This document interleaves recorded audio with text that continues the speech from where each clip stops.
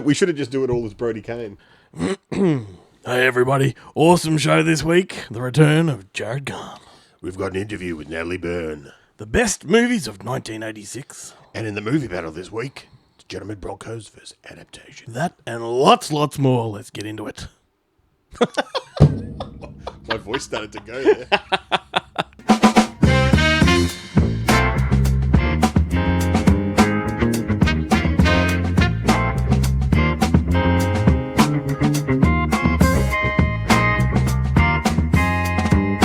Well, hey, how's it going, everybody? Welcome to another episode of Good Movie Monday. Big special hello to Brody Kane. Because over the last few weeks, he's really been opinionated and injected himself into the show. He's become the show's unofficial mascot. Yes. You know, the new Tasmanian Football Club have that stupid Tasmanian devil that, you know, looks like a fucking, I don't know, just horrendous. And we've got Brody Kane, who doesn't look horrendous. Who's bloody gorgeous, or mate. Is gorgeous. That's right. So we've won up to this football team. Yes, thank you for listening. I'll have a chat to Matt, the graphic designer that did our new look, and get him to Brody Kane one. Like, can we Brody Kane one? If you're new to the show, this is the greatest undiscovered podcast of all time. Let's put it that way. To the 5 people that listen every week. I'm Glenn Cochran. He's Ben Halwig. He's a big hunk of a man, and we alternate hosting duties now. I like that. We do. Yeah, you're doing a good job, mate. Although I always get the feeling that you freak out by it, because usually a couple of days before it's my turn, you go, "Hey, are you okay? I mean, I don't mind doing it if you don't want to do it."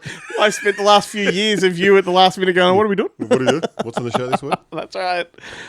Hey, this is a really, really cool show. Very special one. Very happy, as I said a moment ago. Jarret Gahan is back. We haven't had him on the show since last year, and he is back for a new year, but we're doing things a bit differently. We're going to do it on a monthly basis, which is great because it's more of a forecast into what's coming over the month, what you should buy, as opposed to what's just come out and what you've missed. And it's like that time of the month that his cycle will, all our buying cycles will sync up. I know there's a gag in there somewhere. I just really failed at putting it together. No, the gag was very obvious. Whether it was a good one or not is another question. Thanks to all of the new people that are watching or listening. We've had a little bit of an uptake over the last week. I've been watching, and it's nice to have you on board. Do appreciate it. Make sure you like, subscribe, share, all that kind of stuff. Tell everybody about it. Go to goodmoviemonday.com. That's where there's an archive of everything we've done going backwards. So there's a never-ending supply of content. If you enjoy what we do, there's more of it. Also, if you are listening to this on Spotify, iTunes, wherever it might be, we are in video form now. So make sure you go to YouTube or Facebook to watch us do this. See these puds. See these puddings. Right. What else we got on this show? Do you remember when the phrase "the pud"? Yeah, like wasn't it that it's not Sushi Mango. Who's the other guys? The comedy Auntie trio. Donna. Auntie Donna do the pud sketch. The pud sketch. You sure you don't want some more pud? I remember it coming up frequently when I used to read Penthouse Letters back when I was 13 years old and could scramble. Remember you used to, when you were. This is if you're a child of the 80s, you used to get your porn from like a park. It'd be like a bin, like a soggy issue of People or something. Like someone's thrown away a penthouse with letters. And that was the trick. You take it home and all the so true. People would be like, "No, you've done this," and you're like, "No, that's how it came." You're showing other people. That's the bigger question. Well, people would find it, okay. And then you'd have to explain. why it was in such terrible. What kind of amateur are you? Yeah, no shame. I just look. My parents were very uninterested in doing any kind of they're like, "That's your room. You clean it." Okay. So. And I was quite happy with that. So I had to go extra length to conceal everything. To conceal it? Yeah. Lift up the carpet, Mum. That's where it is. Yeah. You'd be like, "You want to have this conversation, Mum? I'm happy to have the conversation. Do you want to have the conversation?" That's right. Oh, what else we got on this show? As you said, Natalie Burn, an actress from a new movie called The Last Redemption, is coming up. Have a great chat with her. Terrific TV Tuesday. Ben's baby is what I call that. The best movies of 1986. He always rolls his eyes when he says that. Best movies of 1986. I'm really looking forward to that one because the last few weeks have been tricky. It'll be interesting to see. Worse. And then that'll be followed by Bonehead Weekly Fun Size. The 3 guys from Bonehead Weekly will be on board. From Kentucky. Yeah, we've got some rapid fire recommendations, movie battles. It's going to be fun. We should call it the not so rapid fire. Yes. We just can't help ourselves. We should just rename it entirely. It's really only named that in our notes. Yeah, when we say it. Oh, and the segue. Oh, you did the segue. Of course, that's right. Yep. But whatever. I keep forgetting because I don't actually watch the videos. That's right. Whereas, like, while we're recording, we're watching ourselves on a computer monitor, and I can't take my eyes off myself. But I will never go and watch the video because I'd be too disgusted. Maybe one week I should give you editing duties and see what kind of show you produce. It goes for 4 hours, but we literally only recorded for 40 minutes. That being said, this episode will be slightly longer than normal because we've got Jarret coming up, and that's never a short time. No. So but he's got a whole month worth of stuff to go through. It's going to be fun, I assure you. It's 4 Jarret segments in one hit. And we'll throw it to him in... that vein. We'll throw it over to him in just a minute, but let's talk about what we saw last week. We went and saw the new Jason Statham movie, A Working Man, which is it's kind of like a spiritual follow-up to The Beekeeper because it's also directed by David Ayer, same guy. This one's written by Sylvester Stallone, who previously wrote Homefront, which was another Jason Statham movie. So interesting connections there. I liked. I liked about 3/4 of Homefront. I loved all of Homefront. I thought it was a great film. And I really like The Beekeeper. You weren't a huge fan of that one? No, did not like it at all. This one, I've got to say, like, I did like this one, The Working Man, but it is, man, it's dumb. This is a really, it's a bad movie. There's no hiding the fact. I was shocked when we got out of it and I checked that it only went for 116 minutes. It felt like 160. It was for 3. Yeah.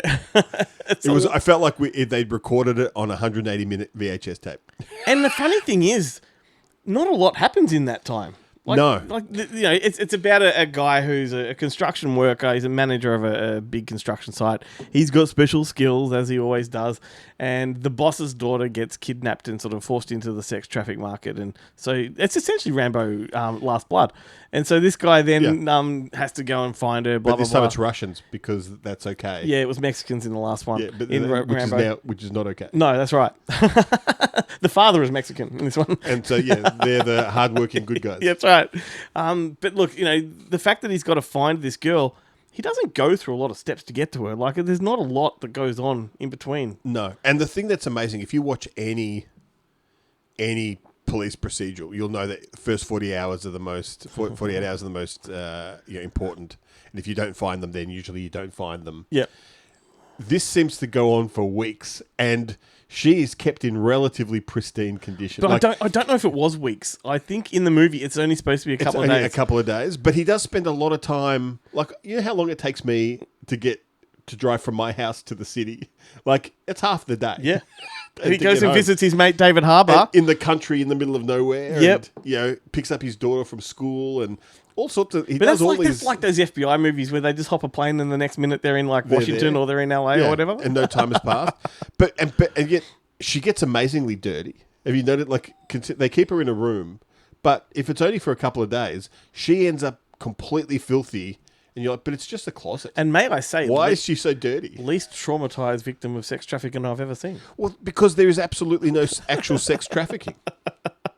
Like, they try, it doesn't work, which is so weird. Like, that's the solution. These are not spoilers either, people. Like, it's as generic and fucking predictable as it comes. And it is so, like, whoever did the score really overplayed his hand. It's like a Hallmark movie at times. Yeah, like, and there's so many scenes, like, he's a British soldier. Like, at first, during the opening credits, I thought they'd try to make Jason Statham American, but they don't. He's American. He's a British soldier. He's like a Special Forces, SAS, whatever the hell he is. But then he'll meet like American soldiers who are on the opposite side, who are like bad guys, drug dealers. I gotta say, and when he fights them, he's like, when he meets them, he's like, "Good to meet you, brother." Like, we're all brother soldiers, even though. Technically, they're opposing. They're like they're opposing country. They're not buddies. I got to say, you were in a particularly jovial, good mood at this screening, right? And this opening starts, right? And for the first time ever, Ben wouldn't shut up, right? So this opening starts during the credits. There was nothing happening. It was, but he's like, this is like a James Bond opening, and he goes. No, it's like this. It's like this. It was like at first I was like, it's like a video game opening because it's like Call of Duty. It's like a Call of Duty opening scene. And I'll be like, yep. And then you'll be like, now it's like a James Bond movie. Yeah, and then I'm like, but then these giant saws come out and stuff like that, and you're like, All it needs is a silhouetted woman and Billie Eilish singing about And then Glenn's Thunderdome. Glenn's like, yep. Yeah, because he was really into that opening credit sequence. I was enjoying the shit out of it. Just, you know. But then the thing that's so funny about that is that there's a bunch of times during the movie that you leaned over to me and would say stuff, and that's completely fine. Mm-hmm. That's right. That's right. That's how it works. You know, but I had... Do you know why I do that? Because I don't often do that, but I had gauged the mood in this movie. Like, how many times did you go, oh, fuck sake. Yeah, I thought, okay, it's okay to lean over. Yeah, I was literally sitting there going, okay, they've just added another ending, and they've added another ending, and here's another ending. And you know what? It's like, you know, I will not be purchasing this movie to add in my collection. If I receive it as a freebie, I'll welcome it. When it's on streaming, I might give it another shot, but I'm not in a hurry to go back to it. Look, the difference between, like, I've watched Homefront, I think I must have seen it like 15 times. Like, there's you know, the confrontation he has with the other dad in the car park with his daughter, the confrontation he has at the gas station. Yep. There's these bits that I will watch over and over again because they're so cool. This movie does, even though the fight scenes are actually full on and violent and you know, gory as far as they go, but it's also so ridiculously over the top and not fun. Homefront had pedigree as well. It had James Franco, Winona Ryder. Like, it was a really solid cast to really deliver. And a really, really thin, what's her name? From the Straw Dogs remake and Blue Crush and... Oh, Kate Bosworth. Yeah, that's right. Really, because, I mean, perfect for the role, but you're like, did you get this way for the role, or is this And just the funny thing is, like, that movie, Homefront, was written as Rambo 5, I believe, or 4, one or the other, at the time, and it got changed. I feel like A Working Man was also a Rambo script, because I can imagine Rambo back in America doing construction. I just don't know why they remake everything else. Yeah. Why doesn't Sylvester Stallone remake First Blood, the original one? Well, this was a remake. This was a remake of Working Girl. But with Jason Statham, have him as a returning, you know, after a conflict and being hassled by the cops and going crazy. Why not make that movie? It would be great. I know. Well, we've spoken way more about A Working Man than any other podcast on the planet. The movie deserves. Let's throw it to Jarret and have a sip of coffee. I was going to say, that being said, if Jason Statham put his hand up to do the show, we'd be like, oh, I fucking love Working Man, man. It's the greatest film ever. This is fantastic. It's like Transporter, but good. No, I mean, not the Transporter was bad. Reloaded, I mean. Reloaded. Like a Crank 2. Chef Chelios is my spirit animal. I can't say spirit animal. Shit. Love the Italian job. Yeah. Physical media is very important, kids. One day, maybe the cloud ain't there. How are you going to watch Dogma? Being able to hold it in your hand and see the artwork and the posters and have the names, it's, you know, it's a real thing. It's such a sadness that you think you've seen a film on your fucking telephone. Get real. Well, just as we said at the top of the show, Jarret is back. I couldn't be more thrilled about it, mate. How are you? It's been ages since we last had you on the show. Well, gentlemen, in that time I've been preparing to have this baby, not me actually birthing the baby as such, but trying to prepare everything in my life in readiness for the baby, whether it's, you know, doing work, freelance work, readying things in the home, or just being a humble servant to Danielle, my wife. You know what? But so very, very little of we have not had a chance to even mention this on the show because I was trying to keep your privacy in check, and it's like he's just gone and announced it. So congratulations, let's just say. Very much. Thank you. Yes, you'll probably note that my spending habits over the course of at least the next year are going to be somewhat different as I have some new priorities. So maybe I don't need to update to the latest version of, say, I don't know, Lake Placid. Look, let's face it, Lake Placid comes out on 4K. It's a Steve Miner film with the giant crocodile. I'm going to buy it. But yeah, no, I've got to be a little bit more smart about the spending. So look, that said, doing this is a good opportunity to kind of work out whether or not I've made a wise decision purchasing anything. I will say, and you guys can talk me out of potentially buying something. If I go, I'm thinking about buying this, and you're like, do you need it on 4K? And I'm like, I was going to say that there are some simple things. I feel like this is like a budget show. Some simple things that you can do to allow you to keep spending money on Blu-rays, like cloth nappies that are washable. So you don't have to keep buying those nappies. They're expensive. It's good for the environment as well. Instead of giving the baby toys, give the baby the packaging that toys come in, because we all know that they find that much more amusing because it's the sound and the feel. This is true. So, What or about the packaging that DVDs comes in? I was about to say, bubble wrap. I could even surrender the odd 4K Blu-ray case, like the actual Amaray. Just take that out, refloam it, and then go, here, have a crack at that. Or maybe even give them the DVD minus the DVD. So it's just the slick and the cover and go, look, I was going to upgrade anyway. The one guy who's not married nor has kids that is giving you this advice. That's true. He's been thinking about this, I can tell him. Yeah. So we're switching things up a bit now. So given that your time is going to be very precious moving forward, we're doing this on a monthly basis, which is kind of cool because we give everyone a monthly roundup or forecast, I should That's say. it. And it means I don't have to talk about the filthy DVD format as much. Unless there's a 4K and a Blu-ray whole new segment for that. Yeah, filthy media. Oh, God. So basically we're going to cherry pick the releases of the month and talk about what I feel are kind of the best releases that are coming out on a week-by-week basis. And then maybe talk about the special features for a select few. But I may as well start with this week, gentlemen. A film that I think you guys were... I don't know if you actually ended up catching this one, Ben. I know Glenn went to an advanced screening. Nosferatu. Robert Eggers. Still not have seen it. I have not seen it. Yeah, it's divisive, that's for sure. I enjoyed it. I wanted to love it. And there's a lot to love about it, but it's just a bit meh. Yeah, I'm exactly the same. As it stands. Yeah. Look, but that said, the Blu-ray and 4K release do have the extended cut of the film, which runs at approximately 4 minutes longer. So that could be a magic 4 minutes that makes all the difference. But could you imagine like them in that meeting with Robert Eggers going, look, I think, it's 156 minutes. No, it needs to be 160 minutes. It can't be 160 minutes. Yeah. That's 4 minutes too far. Yeah, that's it. People will not People are going to see that, and they will turn away in droves. But I mean, and then a month later, The Brutalist opens, and he's like, "What about that?" No. If I was one of those decision makers, I would have been like, "Look, to be honest with you, we've all seen Francis Ford Coppola's Dracula. Make something else, please." Yeah. Yeah.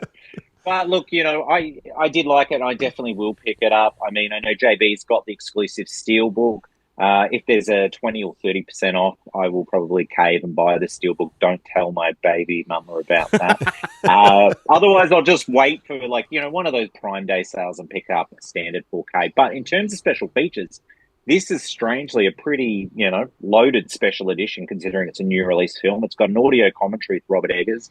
It's got a multi-part, pretty extensive documentary on the making of the film, which I think might be loosely titled A Modern Masterpiece. So pretty presumptuous considering this would have been prepared long before it even opened theatrically. And then there's also some deleted scenes. So it's a pretty full, well-rounded package of a release. So I don't feel so bad about spending some money on that one. Then there's two classic titles that I'll mention that are coming out this week on 4K. And they are Pretty in Pink, my all-time favourite John Hughes film, even though it's directed by Howie Duccio. And then Planes, Trains and Automobiles, the which is my favourite classic one as well. Another John Hughes film. Yeah, absolute classic. Unfortunately, though, AID are releasing these locally and they're only releasing the 4K component. There's no Blu-ray. Sadly, what that means is you didn't get any special features on Pretty in Pink, which is a travesty because you need those special features. Because it even has, extensive feature about the alternate ending to the film where Ducky gets the girl. Mm-hmm. And Planes, Trains and Automobiles, my God, that's got an abundance of special features. The archival special features plus over an hour of, previously unseen deleted scenes. So unfortunately, in this instance, if you're chasing a special edition, you don't just want to film on 4K, you may have to import them. You would think if they're so worried about the cost, just put the extra features disc on a DVD. Just give you the DVD. With Yeah, the totally. Yeah, look, I think that's $0.40. and I think that's totally fine. I know, but I guess they'd probably calculate it down to the packaging weight and logistics and gone, yes, it only costs us 40 cents, but that's actually going to be an extra 20 cents. And then, we won't be able to charge said amount of money. That said, look, these are priced pretty affordably as well. I just think, though, if you're in the market for 4K and you're buying films like Pretty in Pink, Planes, Trains and Automobiles, you probably do want the special features because these are films that you've grown up and you loved, and you probably want to watch, that hour of deleted scenes that you've never seen. In turn, I would say if you're in the market of actually releasing these, keep an eye on what's happening overseas with their releases and, and what's popular. Yeah. And if you're If you're a really big fan of Planes, Trains and Automobiles, jump on Jarret's Facebook and go back about 10 years and see the lovely happy birthday poster I created. I remember it. Yeah. It's up there with The Accidental Tourist as one of my full-time favourite ones. Fantastic. Okay, gentlemen, so moving out of this week, moving into next week, the week of April 9th, we've got a few releases. The first, Paddington 3, or as it's known, Paddington in Peru. I haven't seen it, but you raved about this Loved one, it. Len. Really loved it. Yeah, it's it's as good as number 1, but not quite as good as number 2. Yeah, very few films will top number 2. It's an incredible So piece if of they cinema. make Unbearable Weight of Massive Talent I 2, was waiting for this.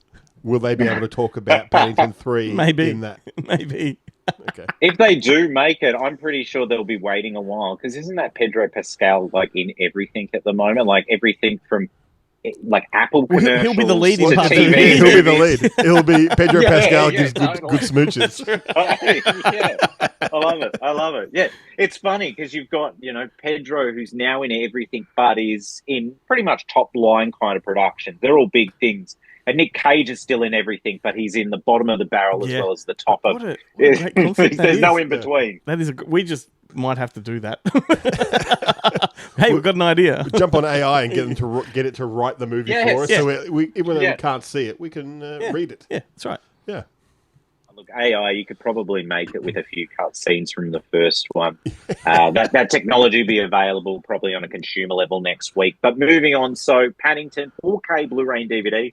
This is pretty exciting. It actually getting, a 4K release off the bat locally. Normally these basically get Blu-ray. So good work getting the 4K out. Then we've also got Conclave. Haven't seen it. Was kind of curious about it, but then I kind of reminded myself, well, I don't know if I really care about a film about religious politics and ordaining a new pope. And It's all that completely sort of up my business. alley. I just haven't had a chance to get to it yet. For me, Yeah. the only if it was like if they were like the monks in Armor of Gods, where they're all like shipping in Jackie prostitutes, Chan the films. Jackie Chan movie, Yeah. I'd be like, watch this. If the secret orgies behind the scenes in Vatican City, I'd be like, yeah, all right.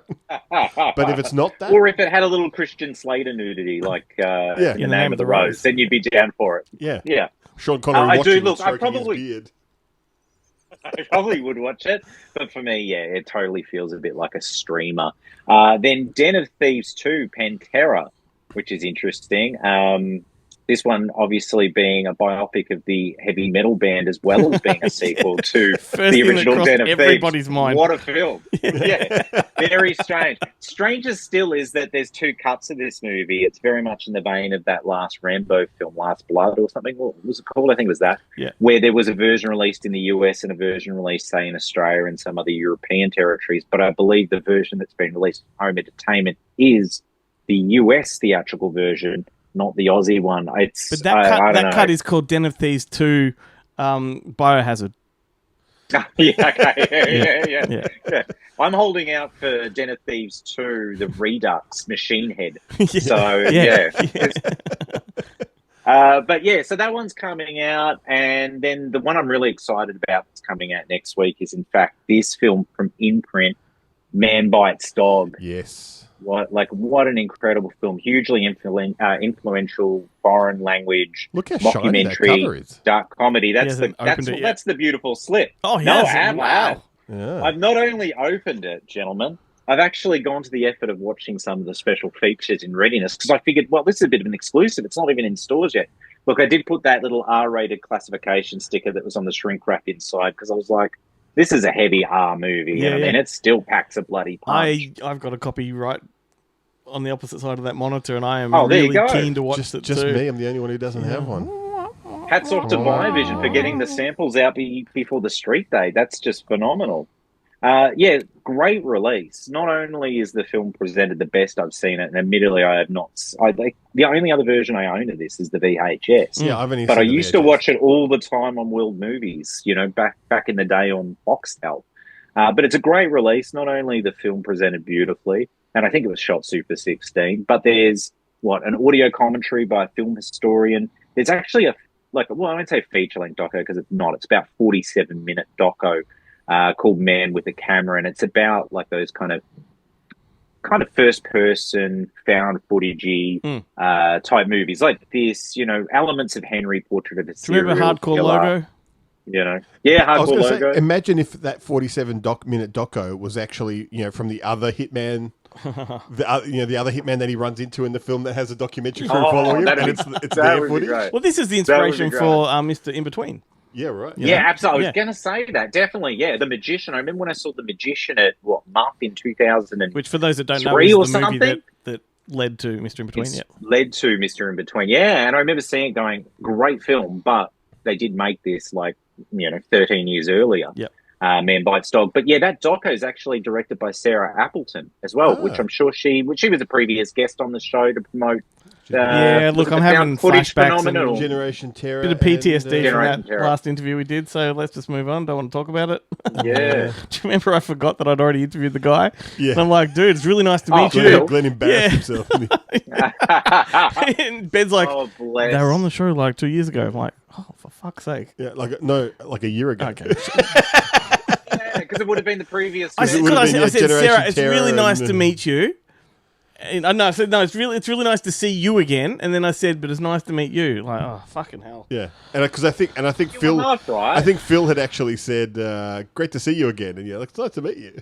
Fucking hell. I'm traumatized by this shit. Oh, I love it. Well, that doco does feel like it's from the cutting room floor of the found footage phenomenon, but it makes for a great doc. So it's like with, film historians as well as filmmakers and all that sort of bizzo.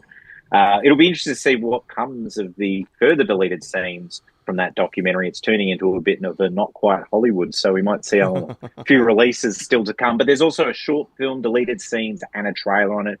It is a fantastic release. My only slight disappointment is that with the artwork, they've gone with the sanitized one with the teeth flying out. You remember the one that had the baby's dummy, and it was. Yeah. And I thought, maybe they'll put that on the inside, because it's a bit controversial, but alas, it's just not there at all. Anyway, great release. Moving on, another imprint release that's coming out that I want to mention is In the Bedroom. Todd Field's debut film. Love this guy. He did, Little Children, Glenn's favorite tar. And yeah, In the Bedroom, really excited because this was obviously a Miramax title, but now it's probably in the Paramount catalog and Viavision's been able to license it. So it's good to actually see a Blu-ray release of this film come out, and I'm looking forward to checking that one out. Then moving on. Oh, actually, no, there is a handful of other, first time to 4K releases coming out this week. It's just sad because they've been out overseas for however long, and yeah. Anyway, they're affordably priced. We've got the Firm with Tom Cruise, based on the John Grisham novel. We've got Deep Impact, which I'm kind of like, does anyone give a shit about that? Really, locally, if you really like Deep Impact, no doubt you would have imported it, but I reckon everyone's forgotten about that movie. It lost the war to Armageddon. Deep Impact's yesterday's news. Then, of course, Grafted's coming out finally on Blu-ray. Black Death is coming out on Blu-ray. Now, Ben, did you work on this release for Black Death? I did indeed. I put it all together. Yeah, got some great stuff with it's. I think it's the last film in Umbrella's Christopher Smith. They've done them all now, have they? They've done done 4. Severance, Creep, Triangle, and now Black Death. Yeah. Yeah, So we got it's a an pretty interview impressive run. Sounds like a collection to me. Yeah. It's the box set without the box.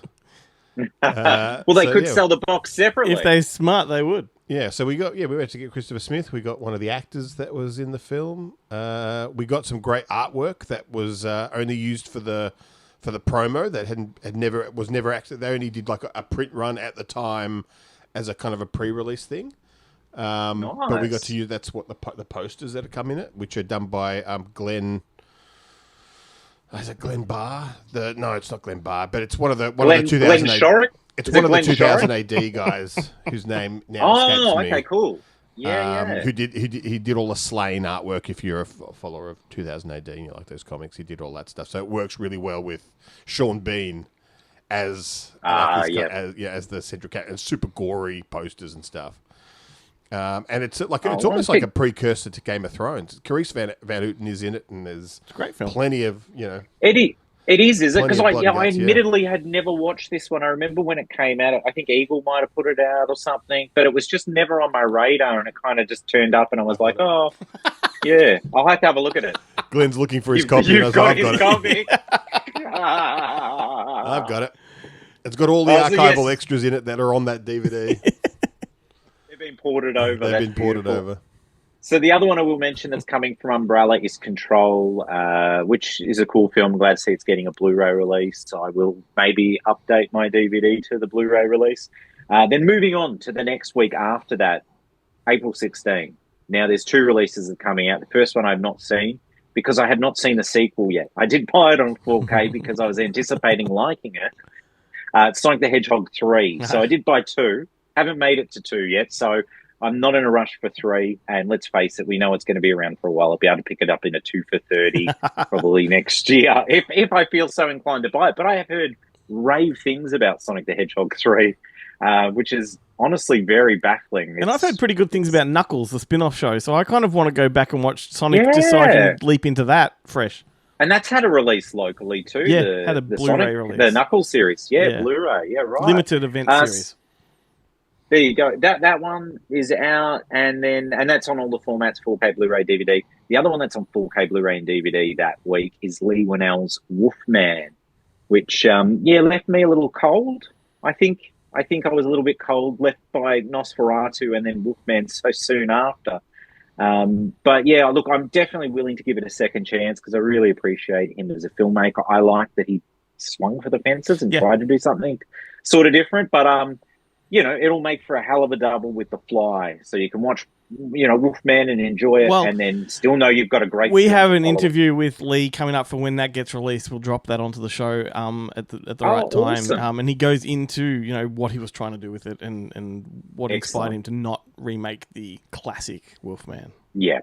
Yeah, no, fair enough. It had been done. Yeah. Anthony Hopkins did it, and how can you top that version with Benicio del Toro? But also, he talks about I actually quite like that Wolfman, Stephen. Is it Stephen Summers or no? It's Joe Dante.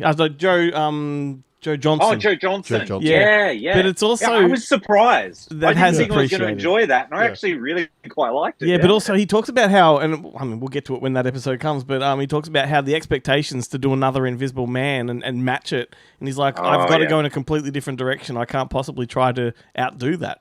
No. So that kind of explains the direction of it. Hard act to follow for sure. Hard act to follow. But moving on to that was the only 2 for that week. The last week of April 30.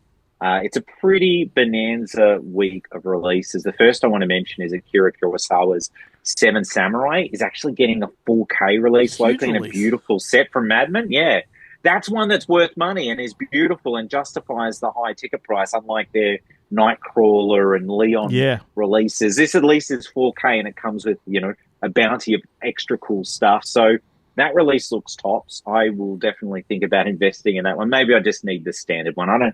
Let's face it, I don't have a whole lot of room for those big box sets. I'm going to have even less room soon. Anora is coming out locally and again on 4K Blu-ray and DVD. I don't know what the special features for this one are though, so I don't know how it will compare to the Criterion release that's coming out in the US. It's just the feature, but in super slow motion. Then they're going to need a really big 4K disc though, because it's not the Brutalist, but it's not a short film either. So you're going to slow that thing down. Fair enough. So that one's coming out. Then we've got the Brutalist is coming out. But what I'm delighted is that's coming out as well on 4K Blu-ray and DVD. So 3 big releases. Your favourite and my favourite of last year. Yeah. Well, I haven't seen the Brutalist, so that could have been. But Anora was. Yeah, Anora was. Yeah, but it could have been my favourite last year. Might be your favourite of 2025. Yeah. Tell you one of my favourites of 2025 so far is also coming out on 4K Blu-ray and DVD that same week. Companion. Yeah. Which brilliant teaser. And I avoided the trailer. So went in pretty blind with it, and I think it's the best way to go. Blind is the only way to go into it, really. Yeah, you've got to know as little as you can. It has the whole Abigail syndrome, like just too much going in, and it sort of lessens the impact. I said something to Danny, and Danny's like, "What you mean?" And I'm like, "Yeah." And I go, but I'm pretty sure that was in the teaser or the trailer. And she goes, oh, I didn't pick that. Now it's kind of ruined it. And I'm like, I'm sorry. But anyway, yeah, that's coming out.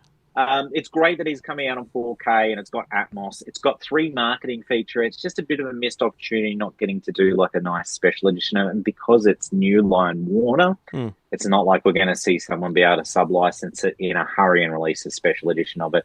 If Arrow's going to do it, we're probably going to have to wait 4 or 5 years before that'll happen, because I doubt they want to part with a property that fast.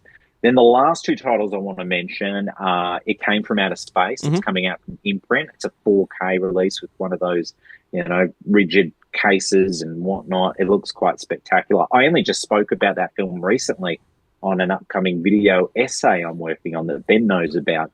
Ben basically commissioned me to do it, but I can't say anything about it because it's not been released or announced as yet. Then the other one I do want to mention is Stir of Echoes is getting a local 4K release. I didn't think this was going to happen, and of course I pre-ordered. Well, yeah, I didn't pre-order. I ordered the US release. I had to have it. I love this movie, and now it is getting a local release. Can I just jump in really quickly? Yeah. It came from outer space. Has been moved to May 7. No, why are they moving it? Along with the Flesh and Fantasy Dead of Night double, the Tales of Adventure Volume 5 and 6, they're also May 7th. Stir of Echoes, have they kept that as April 30th, or they bumped that? No, that's so weird. Yeah, it's because I won't go into why, but yeah. I think we can all speculate as to why. No, it's probably not what you think, but it's been pushed. I love this cryptic conversation and listeners going, we can't talk about this, and we can't talk about that. Oh, you just forget. You go back in a couple of months, come back and listen to this episode. You'll be like, it all makes sense. You forget the inside information you've got. Just like, let's just talk about it. You've got to be careful. But yeah, the Stir of Echoes release is a spectacular release. I did pick up the US one, and they had actually licensed the content from Imprint for their release. So this edition that's coming out, I think, is pretty much directly on par with the US release because they've shared the content. But there's an Atmos track on there, and it is spectacular. This was one of those 4Ks that arrived in the mail, and as soon as it arrived in the mail, I went to Danny, we're watching Stir of Echoes. I love this movie, and it sounded spectacular. Did you ever watch part 2? Fantastic release. I've never seen part 2, but with Rob Lowe, no, I got it in one of the tubs with stuff I got for $1 at Cashies, and I caved and bought it. I think it's Stir of Echoes 2 Homecoming. Maybe? Yeah, that's it. And I bought it because it was $1. And look, Rob Lowe, a sequel to a film I love, but I know it's going to be shit. But it's Rob Lowe. I mean, how low can you go? His Salem's Lot wasn't. But also, that bad. When Vivision... His Salem's Lot is infinitely better than the recent one that went up on binge. But I don't mind that one either, but it's weird. Look, it is weird. None of them are as good as the original, and the original sequel. David Soul is the best. And then Michael Moriarty in the second one is great. But when Vivision released American Psycho, they put number 2 in that collection. Why not put Stir of Echoes? Yeah, that's true. Yeah, I don't know. That's an interesting... Yeah, they could have upscaled and everything and thrown it in the pack. Yeah, it's good. Maybe, it probably sits with a different distributor. Yeah, maybe. There's probably a reason. I think that's probably sitting with a different distributor or something. But anyway, look, that's the month's releases. Epic. So there's plenty of stuff to get excited about. There's plenty of other stuff coming out too, but this is the red hot good stuff. Awesome. So, gentlemen. Well done. I'm enjoying this new... all-in sort of compassing monthly thing. It's good. It's good value. Yeah, it means we don't have to talk about those filthy DVDs as much. Unless there's a 4K or a Blu-ray. And plus, some weeks when there's very little coming out and Mad Men's releasing some biopic doco on some 90s boy band or something like that, and I'm forced to talk about it because there's literally nothing else coming out, we don't have to do that anymore, gentlemen. We're in a new world. Possibilities. Is it a new world with a new sign-off, or is it no sign-off, or is it the same sign-off? Oh, look, yeah, it's going to be very similar to the previous sign-off. It is. So until next time, stay physical. Stay physical. It's Terrific TV Tuesday, the only Tuesday TV segment that drops on a Monday. Spoke a couple of weeks ago about a TV show that I've been watching on YouTube called Traveling Man, with Lee Lawson traveling along the because the I canals. then discovered the John Lithgow Traveling Man. I still haven't watched it, which you were very excited about. I was going to do that for my TV show here, and then realised it's a movie. It's a movie, yeah. Fuck. Anyway. But I think I did mention, after talking about that, I just started watching another series also with Lee Lawson called Kinsey, where he plays a lawyer whose partner runs off with all of his clients' money. Yeah. And he's left to try and salvage the practice. And it's an interesting show. And once again, all the episodes are up on the old YouTube. There's 2 seasons, 6 episodes each. It's not as good as Traveling Man. He does go to court sometimes, and there is legal cases, but they're so haphazardly kind of investigated. It really is more about the office drama. Yeah. And at the end, there is a kind of a bit of an action scene at the end of one of the episodes, but it's very much there's a bit he gets kind of elbowed in the gut, but it's very much a Bill style action scene when, the Bill, they'll run past someone and then they'll and bang into a car or something ridiculous. And you're like, oh, come on, that wasn't. This is a bit silly. So there's a bit of that in there. But it is still a very watchable show if you're into that period of TV. So check that out on YouTube. Kinsey, it's called. Be careful not to get the other Kinsey with Liam Neeson. That would be a very different thing. The other thing I checked out because...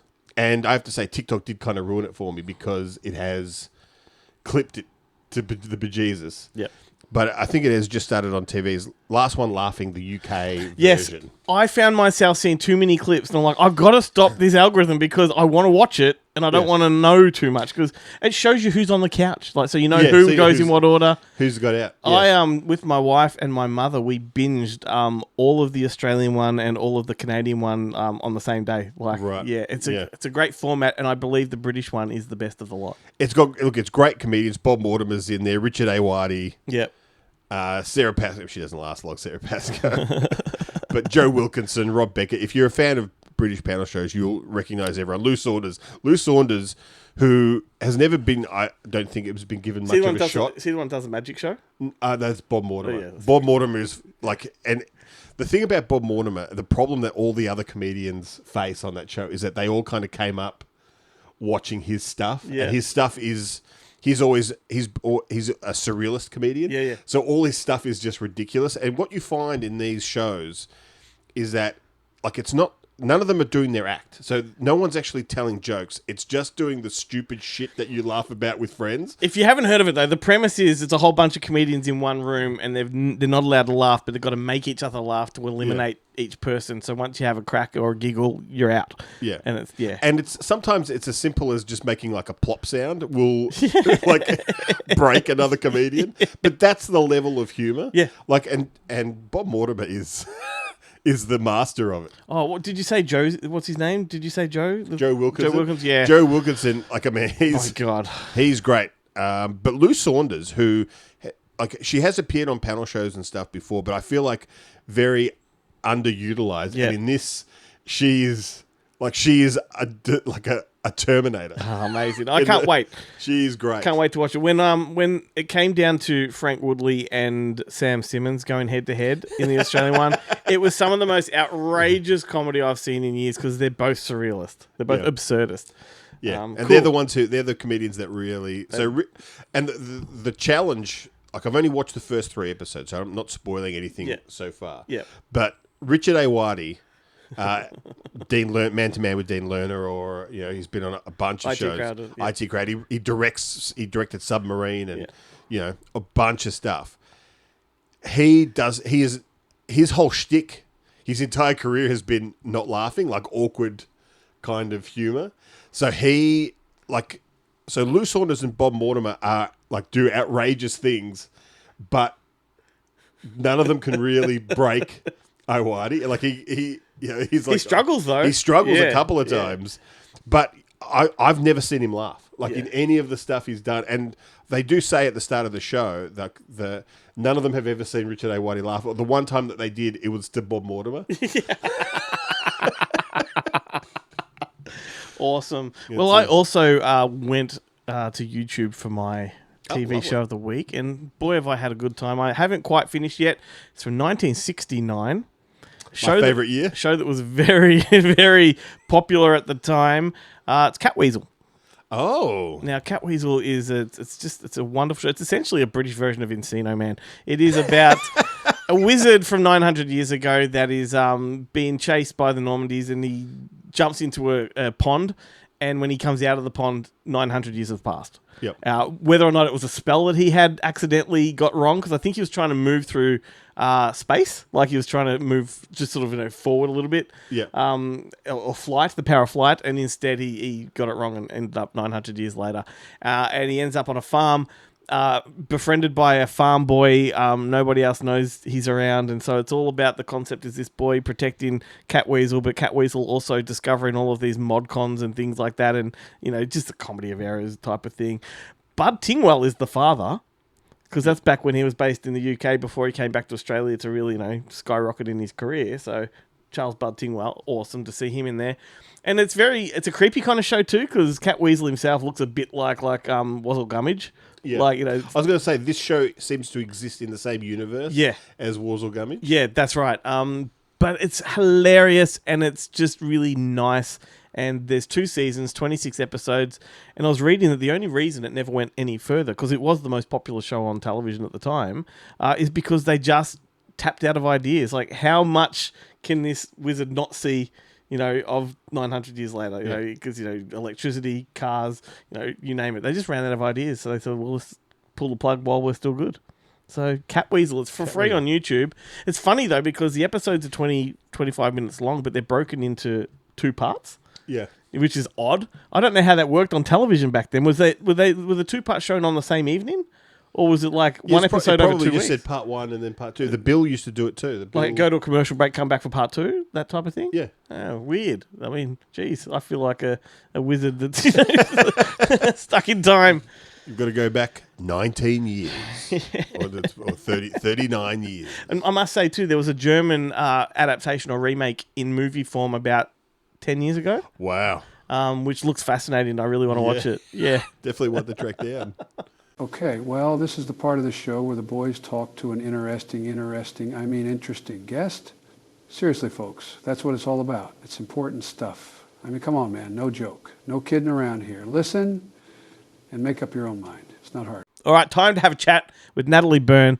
This is an actress in a brand new movie called The Last Redemption, which also has Angus McFadden and Kevin Sorbo. It's a night movie, right? It is a night movie. Yeah, it's like a sword of but it's also got a lot of magic, so it's very sort of Game of Thrones as well. There are dragons and things like that. Hang on a second, is Kevin Sorbo okay with magic? Because that's a very that's a big no in the old. He plays the villain in this one, but this Natalie Burn, she's juggling a lot of things. She's got a production company. She produced the Antonio Banderas movie, The Enforcer. We had the director of that on the show, Richard Hughes. Let's see what she has to say about this. Then coming up after that, we're going to talk about 1986 and throw it to the Boneheads.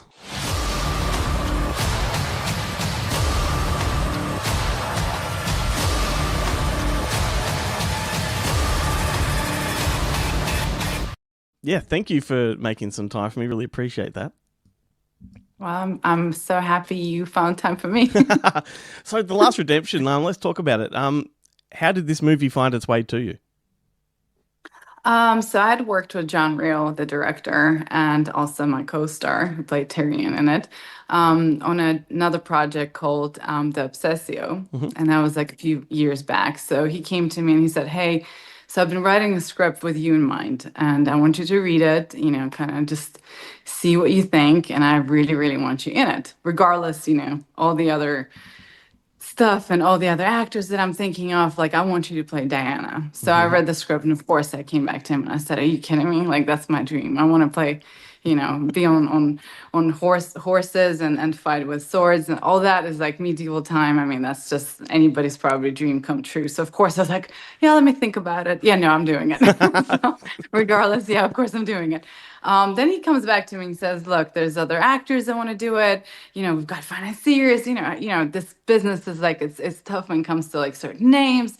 And he's like, everybody's pushing me for their girlfriends, and for financiers are pushing for names, and, distributors want certain names and blah blah blah, but I'm gonna fight for you to play the lead, and regardless what anybody says, like I want you in it. So luckily he stuck to his guts and he picked me and he fought for me, and I was super excited. So over the course of like couple years, we went back and forth, flying to Italy, Sicily, where we shot the film, and it was just absolutely magnificent and beautiful, and the weather, and you saw the scenery in the movie. I mean, it's outstanding. So How awesome! like working in Italy, in Sicily, was like already like, oh my god, that's amazing. Yeah, awesome to have a creative partner like that that's got your back. I love hearing stories like that. I owe him. Yeah. So you were saying that then you had to cast other players. Were the big players on board when you came on board, like Kevin Sorbo and Nobody was on board. Really? No, he like John knew that he wanted somebody like Kevin Sorbo and Angus McFarden, of course, and James Cosmo. He did talk to James Cosmo before that because he had done, I think, another movie with him, so he already knew that he wanted potentially him on board of this project. But then he had also Neb Chupin on board already. So that's another co-star of mine who I had worked with on Obsessio. So of course Neb was also like, oh yeah, we should get Natalie. She would be great. I want to work with her. That'd be wonderful. So that was it. It was just me and Neb at a time. And, he was casting all around us. And it was, we were anxiously waiting to see who's going to play who. Yeah. And then last minute, I found out that, John decided to take on the role of Tyrion. And he was like, okay, well, I'm going to play your co-star. So I don't know if it was planned out or he just kind of like, exhausted all his, casting choices. And he was like, you know what? I feel super connected to this part. And I think I'm going to do a great job. What do you think? And I was like, yeah, I mean, who else, who knows better about this part than you do? I mean, you guys wrote the script with his sister. So I was like, right on, let's do it. Yeah, it must be a real boost of confidence when you do get those name players attached, and you're going forward with a really strong cast. Yeah, no, it was great. And I loved Kevin Sorbo. Like, I did not know him beforehand, but when I met him on set, he's just a nice person, like a great actor, of course. I've watched him in Hercules, over my years when I was growing up. So finally, like, working with somebody like him on set was incredible. And of course, he was like, oh my God, you totally look like Xena, the Princess Warrior. You should totally play that part. And I was like, great. Let's call whoever owns the rights and just push for that. But he was like, you totally remind me of her. And I was like, well, that's good. Thank you. Hopefully Sam Raimi is watching this interview because... I know, right? Sam Raimi. Yeah, that's right. I'm like, hello. Watched Last Redemption. I was told it kind of looked like her. So, very cool. But it was wonderful to work. And James Cosmo was great. He was amazing. I mean, also like one of those, old actors that just know their craft, know their work, and no matter what they do, they're just totally incredible in it. So, yeah. Yep. So going back, through your career, you've made some movies in a similar genre to this. What is it about this sort of the genre that attracts you? What draws you into these sort of roles? That's easy. Strong women. Yeah. Powerful women. Powerful, strong and determined. And, at the end, whether they succeed or not, it's just having that switch, that redemption, that, power of hope and love and, family and just the will to go on. It's like, I love that. I always get attracted to women like that. And I'm like that in real life. Hopefully, like I'm, pursuing my career as aggressive as I am playing on screen. But I love the motivation behind those women. And I hope when people when female actresses, young actresses, they watch movies like that, I hope they get motivated by characters like that. I hope they look at me and they're like, oh my God, so there's a way of, actually playing a female lead, strong character and having all those men around me and just, and it can work. That formula still works. It's not like that's something that's not okay, which actually going back to the days when, like Sigourney Weaver played in Alien. I mean, she was a strong female character that basically, the producers, the director kind of believed in her and they were like, no, we need this female action actress, like Mila Jovovich. Back in the days. I mean, everybody like Kate Beckinsale, had her own franchise going. So I feel like it's possible, and that's what I'm attracted to. I'm attracted to those, strong, powerful characters for sure. Absolutely, and it looks like you're having a lot of fun while you're doing it. I do. I love that. I mean, not that I can't play weak. Well, Yep. I think there's also always like some weakness and some, there's confidence, and then there's also, of course, like this thing of like, am I doing the right thing? So Yeah. every character has that question, and I'm always trying to find the balance between, not just having always like, oh, I'm always right. Yeah. It's always like sometimes you're like, am I right? Am I doing the right thing?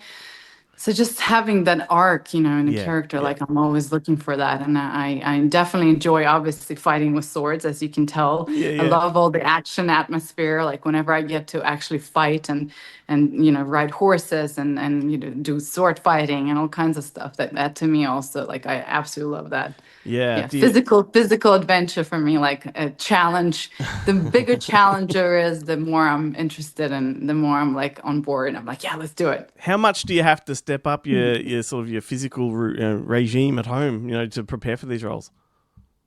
Whenever I take on a part like that, I prepare. I take like a few months if I have the luxury to prepare. If the movie is not shooting soon, then I definitely start preparing as soon as possible. Because for me, it's not even so much like, oh, I have to know like the details of like what is the scene going to be about, like how do I fight and what's the choreography, as much as like I physically have to be prepared to take on any challenge that comes my way. Because like sometimes like it's not just about like the sword fighting itself, but also the atmosphere. Like in Sicily when we're fighting, there's a scene where we're literally like fighting under rain, and it's obviously like a rain machine, and he just bumped so much water on top of us.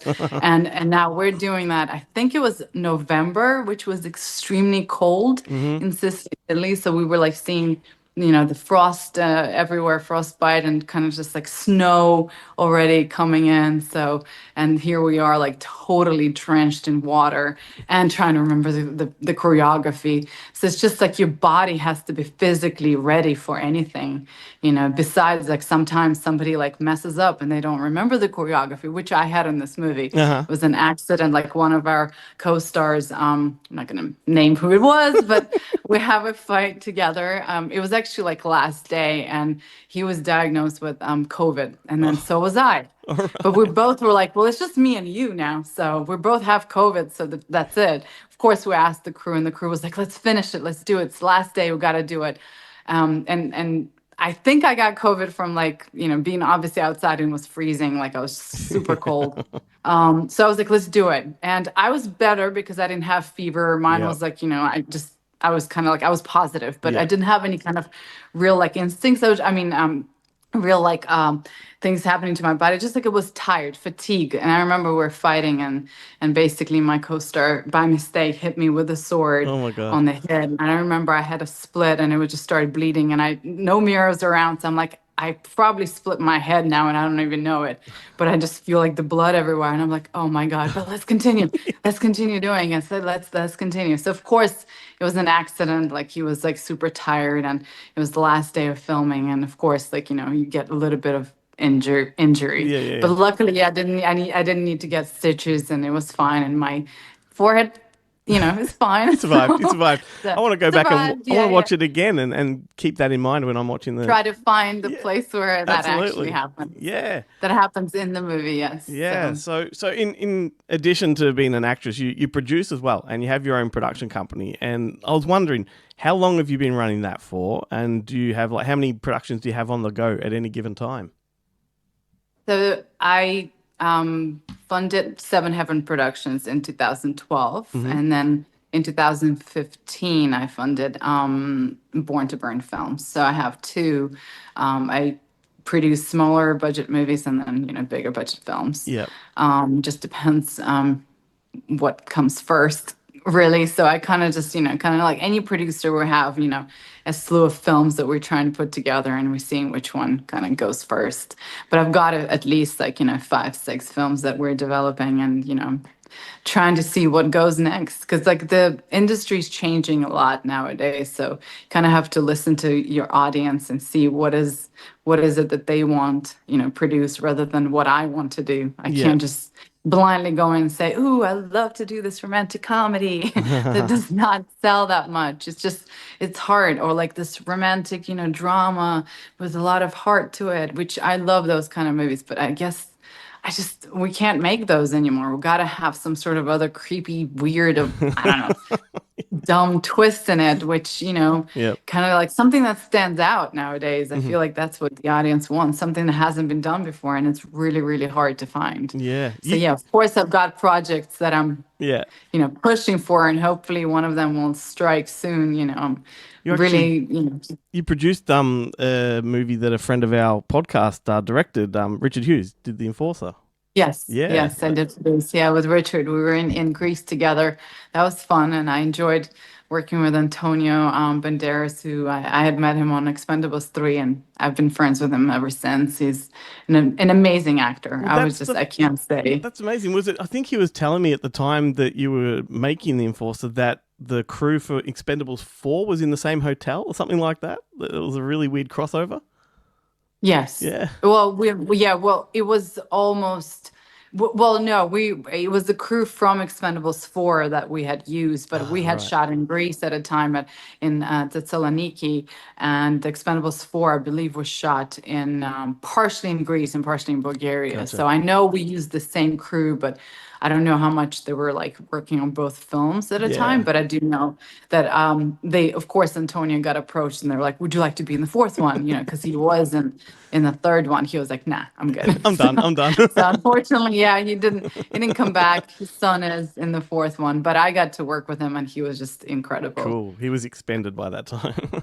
He was expended. Yeah, so right. was I, because I was in Expendables 3. I Yeah. played Mel Gibson's wife. So we're both like, we're good, thanks. No complaints there if you're Mel Gibson's wife, I tell you. That's awesome. Yep. Has- No, I don't know why they hired me. Awesome stuff. Has producing changed the way you approach acting in any way now that you sort of got a real good idea of what goes on behind the scenes? Oh, definitely. And I can't get rid of it. Sometimes I wish I didn't know the things I know. Sometimes I wish I was just an actress who was just sitting there. I go, okay, I'm just going to do this. Oh, you want me to wait? Okay, I'll wait. Now it's like I understand all the logistics and all the things that goes on behind the camera, and I can kind of understand the crew and the positions of each, crew member and what they're doing. And the things that I don't like the most is the things when I see something is wrong, that I'm like, they shouldn't have done that. Oh, should I say that? No, I shouldn't say that because I'm an actor. No, I should just sit here and just say nothing. So, but I value a lot each position way more right now. I totally understand how much they add to, filmmaking, and it's totally a team effort. It's not just a producer who's putting things together. Well, producer picks each person, but then afterwards it's definitely 100% from this crew member, like giving their all, and then at the end what matters is what's on screen. So, but each position, of course, once we're on set, matters so much more than when I used to just act. I was like, well, I'm an actress, like this.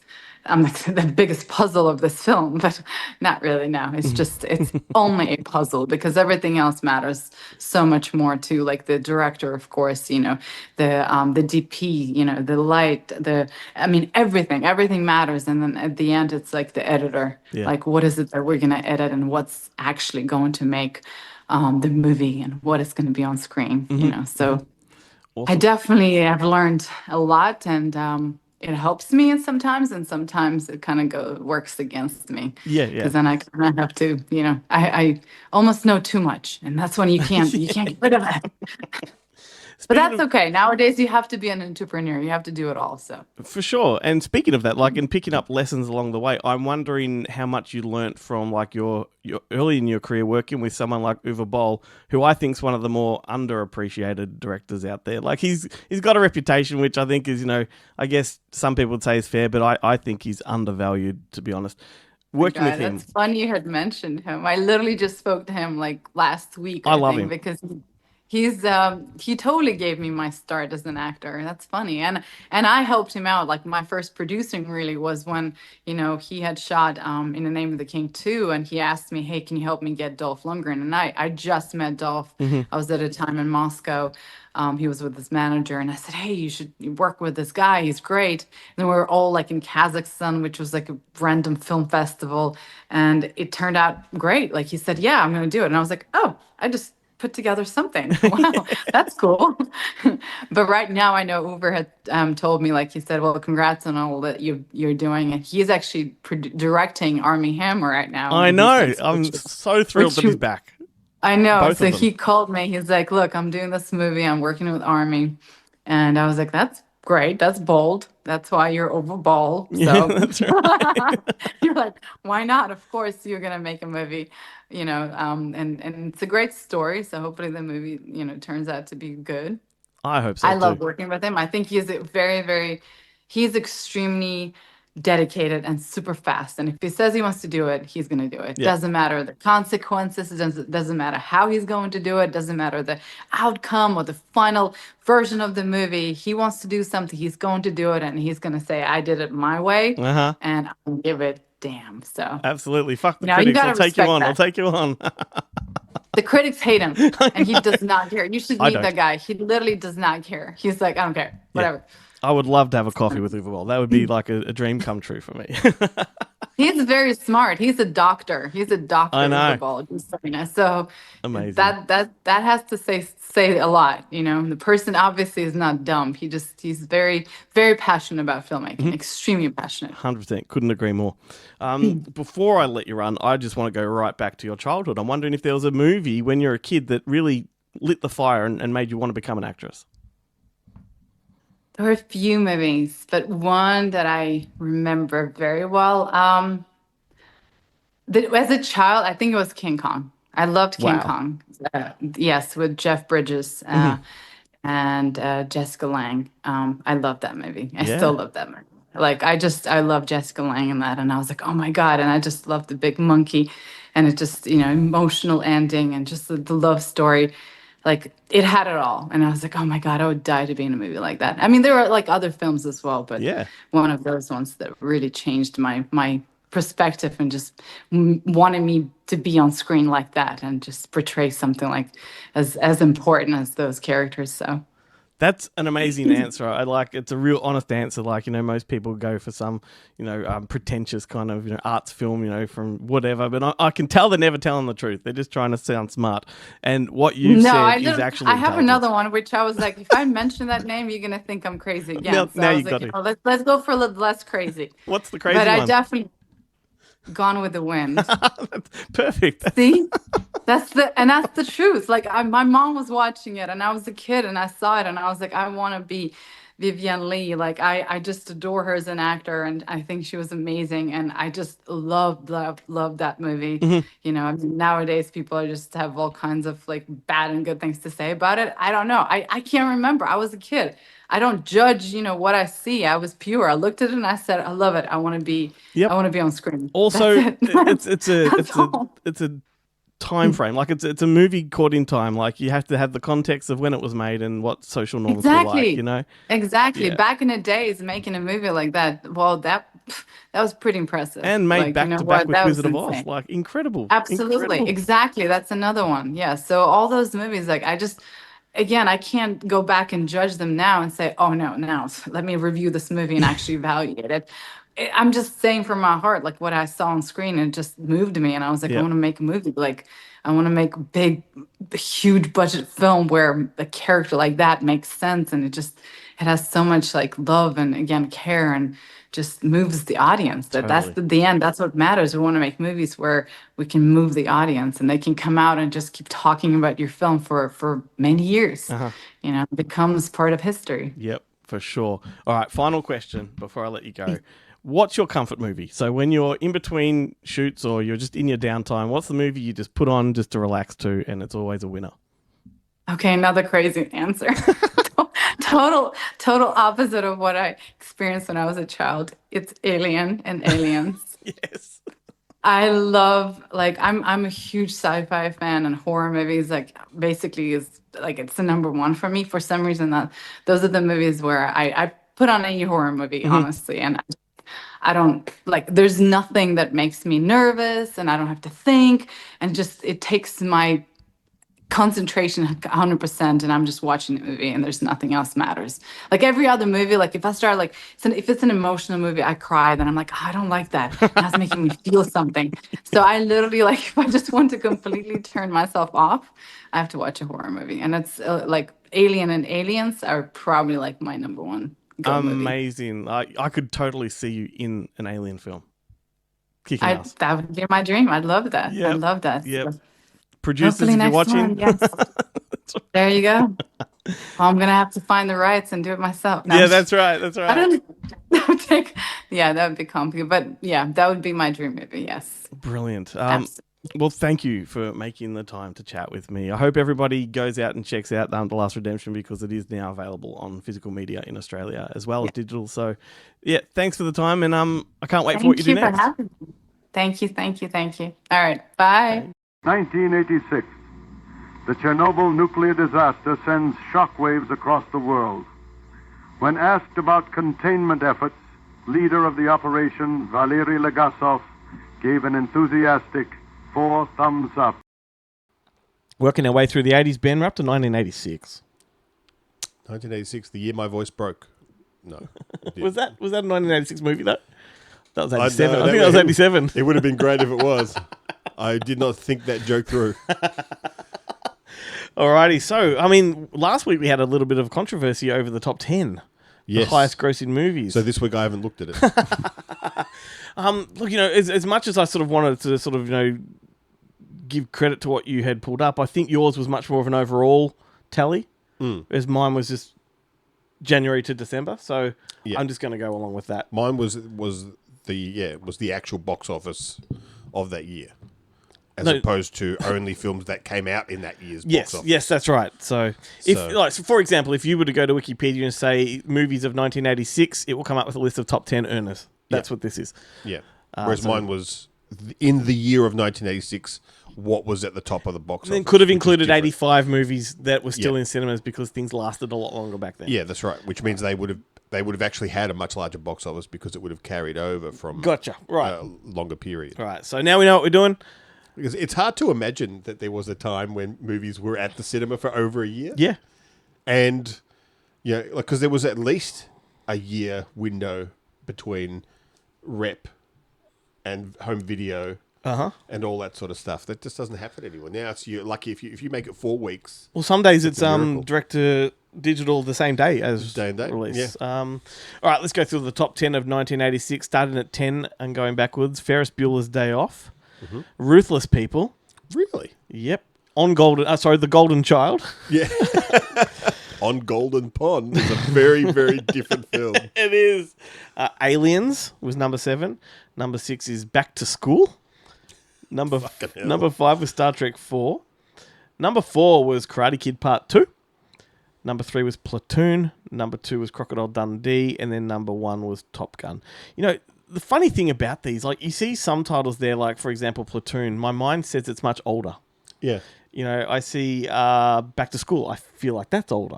But there we are. Some the good funny movies. thing is that all of these movies I would have seen at the video store and been just completely unaware of the theatrical release. Oh, yeah. So it just would have been, oh, yeah. Back to School. And I would Case in point. And even worse, I would have only borrowed them when they went onto the weekly shelves. Yeah. because of the deals that the video store had. Yeah. You're like, what do you want 2 new releases or do you want 5 weeklies? I'll take 5 weeklies because I get more movies. And you know what the odd thing is? I look at this list and I think to myself, well, Ferris Bueller's Day Off, one of my favourite comedies of all time. I only ever remember it on home video. Yet, we've read some movies out from previous years, 1984 included, where I've seen those movies theatrically. Yeah. And I can't comprehend how But this one eluded me. You would have been 7 years old, so maybe your parents would have gone, maybe this isn't But I for wasn't you. aware of it. I knew Ghostbusters, I knew Neverending Story, I even go back to E.T. I went and saw that theatrically in 1982. Yeah, but think of the trailers. Think of those trailers. Yeah. You would have paid attention to those on TV. Yeah. I could have seen was it Easy Money or Back to School? I could have seen that, but as a 7-year-old, I just would have washed right over me. Yeah, As for like sure. like an Auntie Jack sketch. So or something. This is another massive year of releases. Do you have any written down there? We're going to do. Look, I've got a bunch of. I kind of went for some off the wall titles. Okay, so maybe I'll do but we'll see. I'll do a few. You do a few. So I've got Troll. Yeah. Pretty in Pink. Aliens. I just said that already. Salvador, Iron Eagle, Flight of the Navigator, Down and Out in Beverly Hills, Youngblood.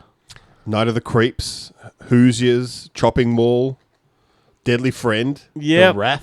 The Wraith, sorry. I've got the Wraith there. Right. FX, Delta Force, Wildcats, 9.5 weeks. Did you say that?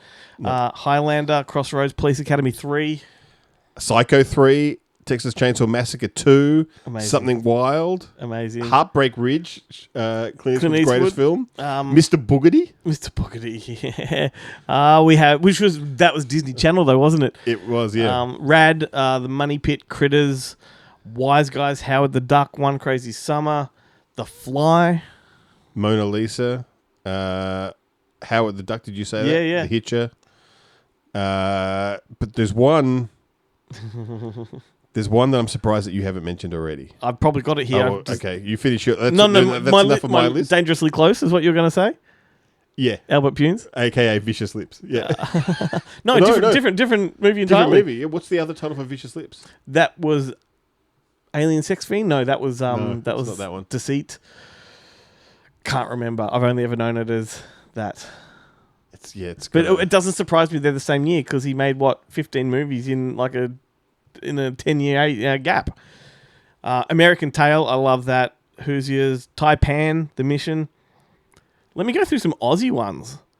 Backlash, Crocodile Dundee, which obviously was number 2 all over in the box office, but that was a big Aussie release. Dead End Drive-In, Malcolm, Playing Betty Bow, Malcolm, yeah. Run Chrissy Run, Sky Pirates, Time After Time, Wind Rider, Zombie Brigade.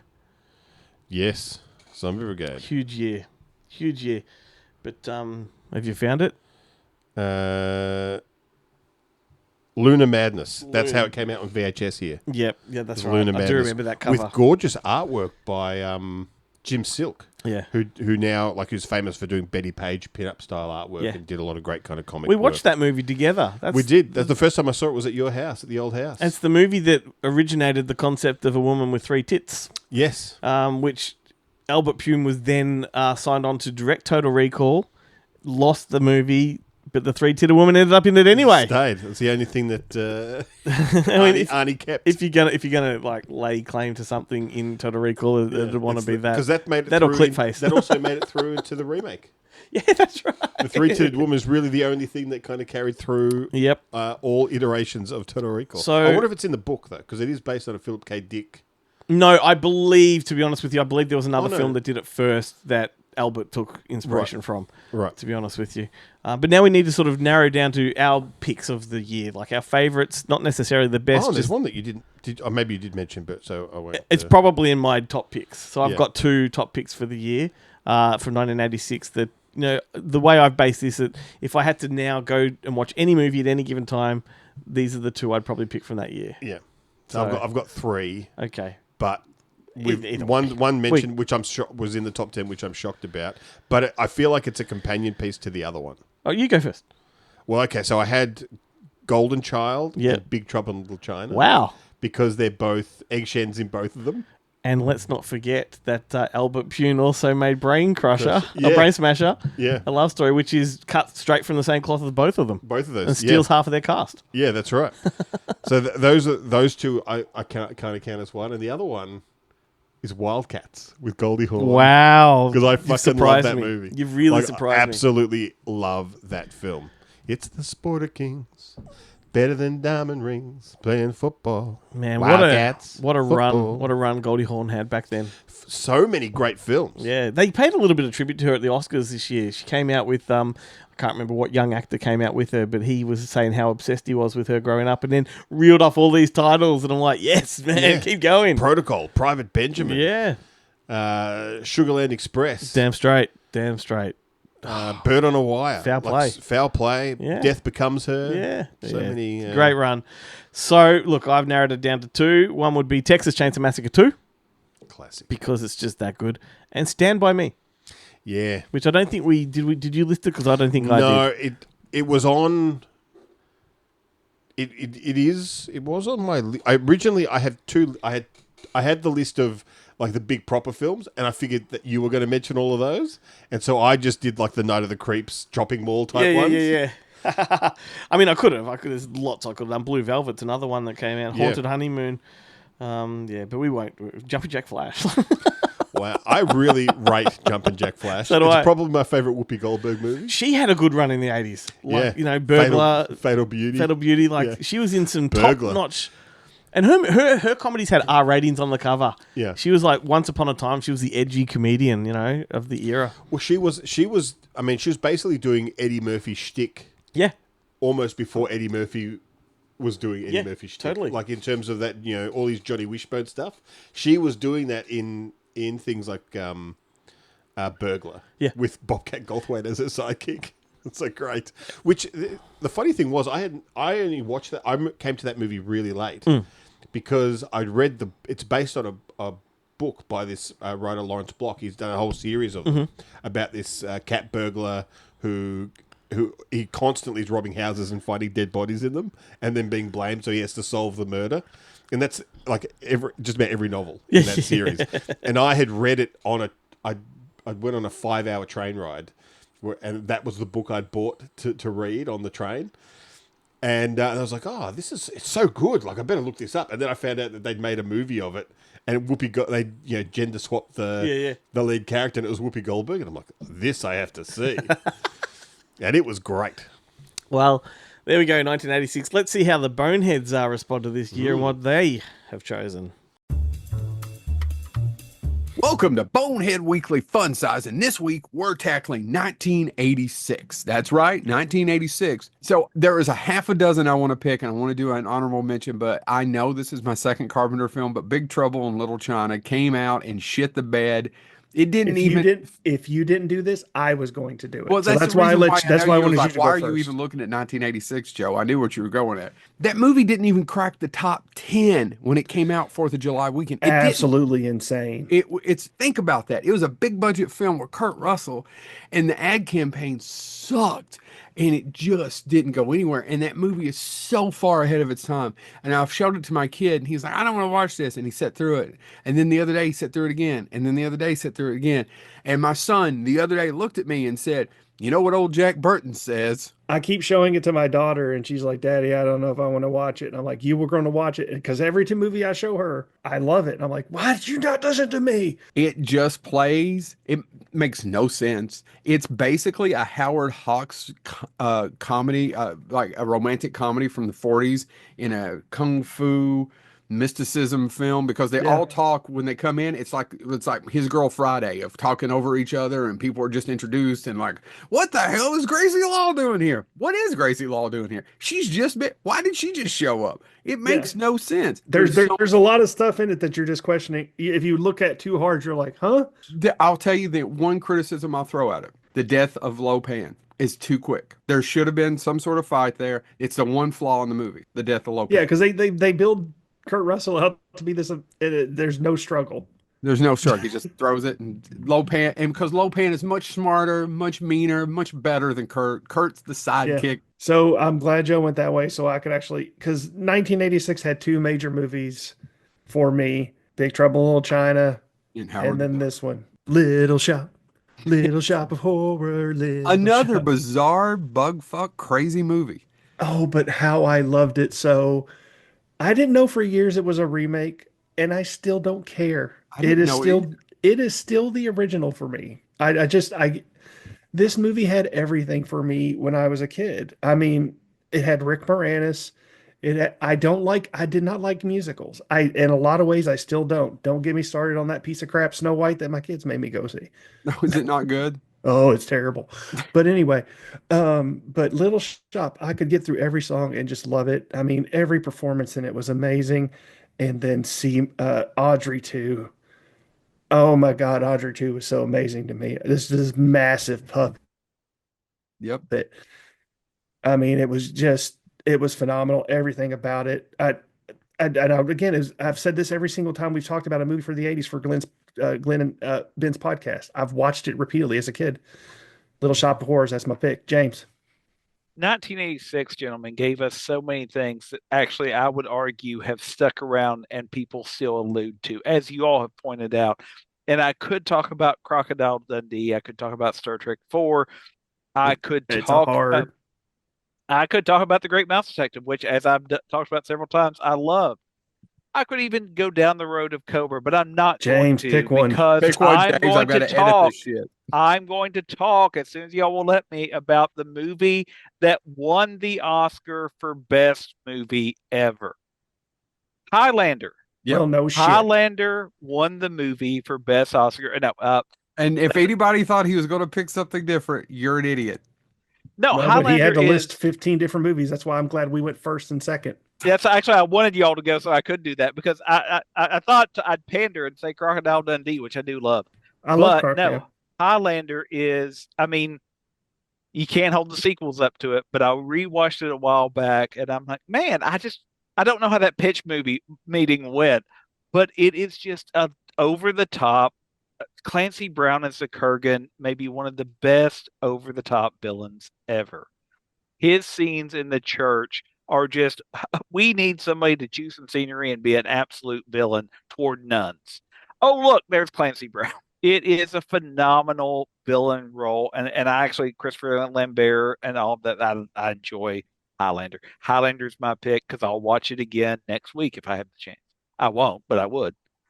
And this has been Bonehead Weekly Fun Size. And there can be only one. Fight. Oh, here we go, Ben. Movie battle time. It's so weird that these are movie battles because I don't know if we disagree a lot of the time. And especially this week, I love both these films. They're not. They're not movie battles at all. Yeah. The premise is not what we initially thought it would be. Yeah. We're just putting two movies up against each other just to see if one's better than the other. But it like turns one out the problem is not the movies. The problem is us, that we like too much. And or had when we conceived this segment, we should have said, regardless of what you actually think, you're taking this one and I'm taking this one, and then we just argue about it. Yeah, that would have been a bit, No, but you and I have had those arguments, and they're never nice. Yeah, but the reality is too, and which is like you've thrown in my face a couple of times, and it's incredibly frustrating and really aggravating. But you go, it's my opinion. I'm allowed to like what I like. You're like, fuck you. You're allowed to like what you like. We're having a fucking argument here. That's it. I mean, that's supposed to be a de-escalator, isn't it? We're clearly not going to agree on this. Like, I've got my opinions, you've got yours. I mean, that would make for a great show. Yeah. Probably live up to the name of the segment a little bit. Yeah. Anyway, what are this week's titles? You chose these. These are Gentlemen Broncos and Adaptation. You have to read that off the board because you forgot. Because I did, yeah.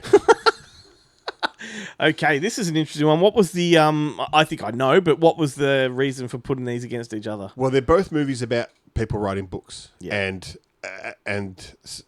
not I don't think there's not really there is an adaptation, but it's not really an adaptation in Gentlemen Broncos. He just visualizes. There's a fantasy element. There's a parallel. He parallels things that are happening in his real life. Yep. That happens. So Adaptation is directed by Spike Jonze. It's kind of like a spiritual successor to being John Malkovich. And Gentlemen Broncos is Jared Hess, who did Napoleon Dynamite. Yes. I think this is his third film, I think it's his third film. If Napoleon was his first, he then did Nacho Libre, then this. Is that how it goes? I actually don't know. Okay. I think it is. Interesting. Anyway, look, this is it's a tricky one because there's one that I think is a better movie and there is one I'd rather watch, and they're not the same. And they are not the same. Look, my big problem really is it's not my big problem. I love both these films. But the kind of problem I have is that I've only ever seen Adaptation once. Okay. And I did not watch it all the way through. Like I did, but I didn't, because what happened, and I'm not sure if I've told this story on the show before. No, go for it.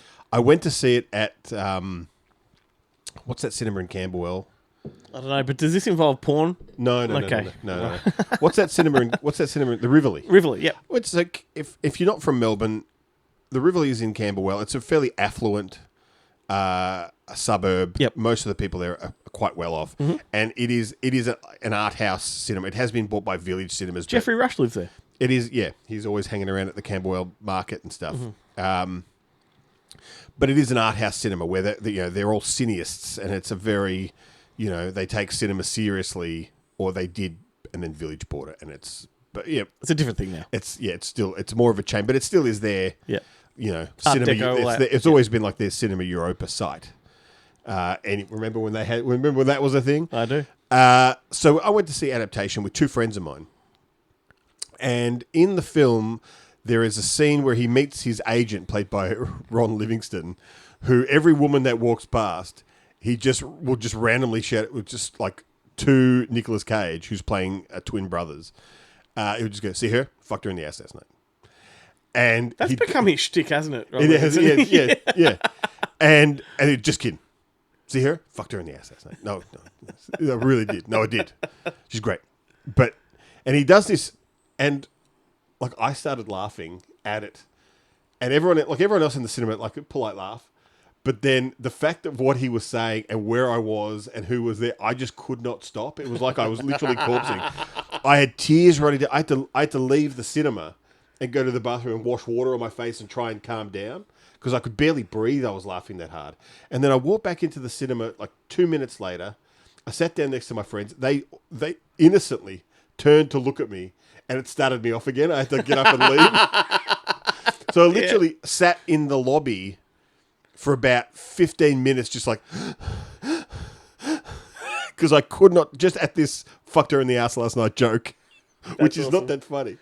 But so then I went back and totally bizarre shit has happened in that 15 minutes. So, and I'm like, what the hell has happened? Yeah, totally lost. Because the whole premise of this film is that someone's hired Nicolas Cage and Nicolas Cage to adapt a movie called The Orchid Thief, which is just a book about, it's an incredibly slow, boring book about the growing of orchids. Nothing happens in it. And so rather than write a book about the Orchid Thief, he's basically writing the screenplay of Adaptation, of him struggling to write the adaptation of this book.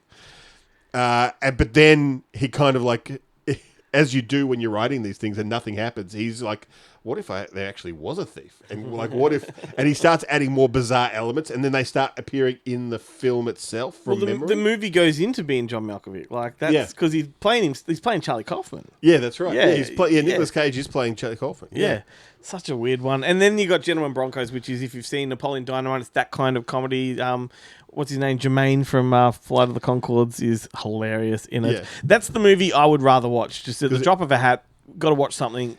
That's the one I'll go for. I think it's the film that introduced us to Michael Angarano. God, how good is he? And he's great. And basically the premise of this movie is he's this kid, he's a homeschool kid who writes these bizarre science fiction novels about space jizz and giant penises. It's basically where all of his repressed sexual desires kind of come out. He's a typical teenage boy. But then who has no social life because his parents don't let him go out to school, so he has no friends. Yeah. But they do send him on they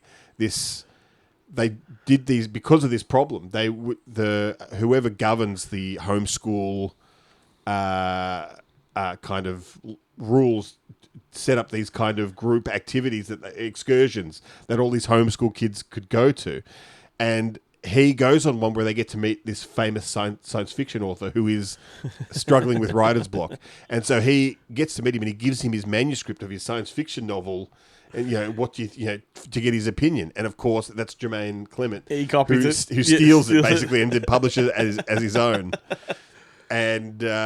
And then it's just this, but all the while this is happening, all these situations mimic things that have happened in the book. Yeah, with his space character played by Sam Rockwell. And there is a lot of space jizz. There's a lot of space jizz, and Sam Rockwell is this bizarrely androgynous kind of space hero. Yeah, so odd. It's such a bizarre film, and it was completely criminally underseen. Well, and the other thing too is like you look at Nacho Libre, was nowhere near as big as Napoleon Dynamite, but it has grown an audience over the years. Like it's a bit of a cult classic now. I think it's great, whereas this one hasn't. It hasn't had that. Well, I think the problem with Nacho Libre was that after Napoleon Dynamite, it kind of suffered from second film syndrome. Yeah, totally. Everyone expected it to be, earth-shattering, and it was not in that way. But it exceeded my expectations. Yeah, but it wasn't like everyone thought it was. Like, this is going to be like Step Brothers or some huge comedy. Yeah, and it was just met with that was pretty good. And I thought it was absolutely fucking hysterical. And the more I watch it, the better it gets. Yeah, but I just mean in general. Like, I know exactly what you're saying. But Yeah. get that corn out of my face. Yeah, it was great. But so then when Gentlemen Broncos came out, it was like, because you're only as good as your last film. Yep. I only saw it on DVD. I didn't even know. Completely diminished returns on his career. I imported it. I got it in at DVD Collection when I was the manager there, which was an import DVD shop in Melbourne. That's how I saw it. And if I'm not mistaken, after Gentlemen Broncos, I think he had to kind of sell out to do his next film. Let me just see if I can figure out what the next one was. I have a funny feeling that... Is that him? Has he done the Minecraft movie? That's interesting. We're going to be seeing that soon. Bringing up his career now. Director, there we go. So, where are we? Masterminds, he did that with... And the Don Verradine, which was the next one. Is Masterminds that one with Gal Gadot? Was it that one? It's the one with Zach Galifianakis and Jennifer. Is it Jennifer Aniston? Oh yeah, no, it's Jason Sudeikis, Kristen Wiig, Owen Wilson. What's the one I'm thinking of with Gal Gadot and who's that? The Aussie actress that's married to Borat. Isla Fisher. Yeah, don't know. And the guy Josh Gad. Yep, do not know. Who's in it. Do you remember that one? No. Do you remember that film? Nah, I don't, unfortunately. But yeah, there we go. So. Interesting. Minecraft movie. He has directed that. So that's going to be interesting, isn't it? And he's also doing Shanghai Dawn of the Shanghai Noon, Shanghai Night. Oh, right. Yeah. Wow. Keeping Up with the Joneses, that's what it was called. Ah, yes. And it is Zach Galifianakis. No, it was on Josh Gad. It was Zach Galifianakis, Isla Fisher, John Hamm. That's where the confusion came in, yep. Yeah. Well, there you go. So we're learning stuff as we talk about these things. It's a bit of a discovery. That's the name of the segment, maybe. Yeah. And I tell you what this segment really helps with? What? I've been playing. There's this web game called Cine Nerdle. Yeah. Where it's one of the games on it is like a battle thing where you basically so you name a film and then I have to come up with another film that is connected by someone who's in it. Yep. And you have these it'll give you these topics that you need to win. So or a genre like a crime or movies that have won Oscars between this period. So then you have to try and we played that. You and I played that with Chloe on our plate. Yeah. And so this is the internet version of that game. Gotcha. And this movie, you'd be surprised at how often this movie comes up where you're like, that's the bridge one that I need to get me to here. To get me to whatever Avengers Endgame, or I need to get to Back to the Future, or whatever it happens to be. Leonard Part 6. Yeah, that's it. Yeah. How do I get to Leonard Part 6? That's what I need to introduce into because the other way to stump people is you've got all these outs that you can use. Like you can flip it back on the other person. Yeah. You can block them from getting a winning answer. So you just have to come up with another genre film. Or, all of these kind of... But when they run out of those blocks... all that's left is just stumping them with the most obscure films that you can. The ones that always get me are the ones who will you'll have two Juliette Binoche films, and then they'll go, 3 Colors Red. And you're like, you son of a bitch. And then you go 3 Colors Blue. Blue, yeah, that's it. But that's because you can only use each connection 3 times. Okay. So then by the time you get to 3 Colors White, then you're okay. Then I'd fuck you with that because I'd say a short film about killing. Yeah, people do that sort of stuff all the time. You've got to have. There's one of the options of the escape things is that you can see the complete cast because otherwise you don't know. Yeah. What who's in it or anything. No, I tied it by director then. But yeah. Right. But then I'd be fucked. Yeah. But then I could just escape or I'd flip it back on you, and then you've got to try and think of another one of his films. Yep. Damn, we should play that. We should play that game. You should. Yeah, I'll hook you up, and then because it's the internet does the matchmaking, but then we can. And you can change it when you beat someone. You've got these little phrases. Yeah. You can send them as a, like, great, good game. But all of the default ones are all like, good game. Like, your stuff. But then the ones that you can choose are like, I'm very, very sneaky, sir. Excellent. I'm just a chef. And like all these great movie quotes. Yep. It's great. Hook me up, mate. Pow, pow, pow. Rapid fire time. Hang on. I was not prepared for the pow, pow, pow.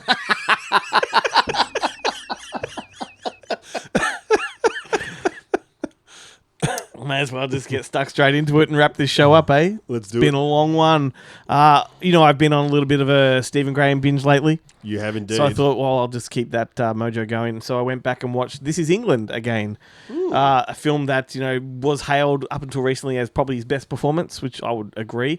Fantastic coming-of-age movie that is set in, like, a skinhead community. But it's an interesting skinhead community. They're not quite neo-Nazis, like a couple of them are, but the others are just sort of teenage wannabes, that just think it's cool to hang out with neo-Nazis, so they don't quite have the the whole the ethos. Yeah, they don't have the ethos. They don't actually know what that means. Yeah, they've got a black friend in the group, they just want to fit in. Yeah.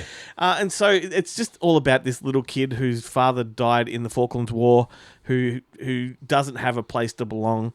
He just can't fit in, and he just befriends this group who are older than him. Yeah. And so it just goes through their lives, and Stephen Graham plays the actual neo-Nazi that's trying to indoctrinate them all and bring him into his loop. But it's not quite working, and he is frustrated about that. But just a really... It's ironic when you think about it, like these kids who generally don't do well at school and don't fit into that stuff, and then they meet the charismatic leader who tries to indoctrinate them, but then he runs into the same problem. Like, they're just not paying attention. Yeah. Or they're not remembering anything. They're not all of these things that, Well, like I'm trying to teach these kids who are unteachable. Even his character has a moment where he actually unleashes on the black guy, like really unleashes and practically puts him in hospital, but immediately regrets it. Like, like he has remorse instantly. It's like he's not quite over the edge yet, But the wonderful thing about...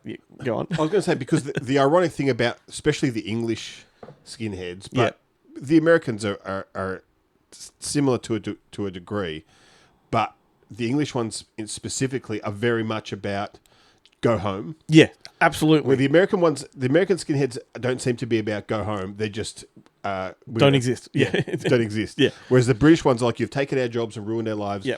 Go home. Yeah. Once they're home, they actually don't have a problem with Yeah, it. exactly right. Exactly, and that kind of was in a way. Like the Australian skinheads with like Romper Stomper. I remember something in there about like, I don't give a fuck what they do in their country so long as they're not in mine. Yeah. You know what I mean?